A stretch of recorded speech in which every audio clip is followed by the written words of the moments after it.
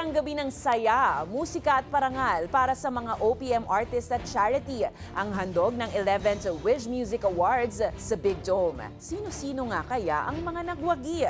Samantala, Bella Padilla, sasabak sa upcoming action series. Ang makakasama niyang kapamilya stars, alamin sa chika sa balitang A to Z Showbiz ni Lane Garcia. Talaga namang buhay na buhay at patuloy na namamayagpag ang musikang Pilipino matapos magwagi ang ilang OPM artists at hitmakers sa 11th Wish Music Awards sa Big Dome.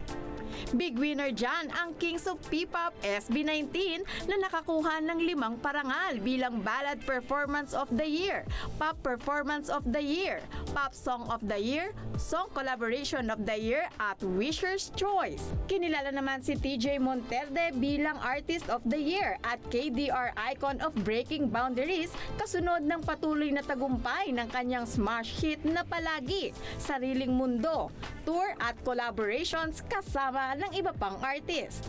Wagi rin ng 3 award ng OPM band na Cup of Joe bilang Wish Group of the Year, Wish-clusive Rock Alternative Performance of the Year at Wish-clusive Rock Alternative Song of the Year para sa kanilang hit song na Multo. Ilan pa sa mga OPM artist at hitmakers na nakakuha ng parangal ay ang Ben and Ben, JR, James Reid, Apo Hiking Society at marami pang iba.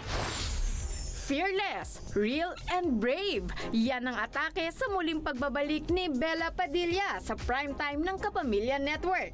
Makakasama ni Bella sa upcoming action drama series sina Gerald Anderson at Richard Gutierrez.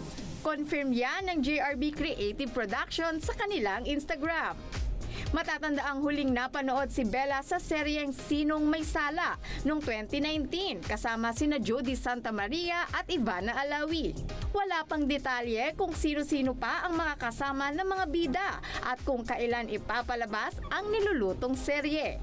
Gayunpaman, excited naman ang marami sa muling pagbabalik ng award-winning actress. Para sa balitang A to Z Showbiz, Lane Garcia.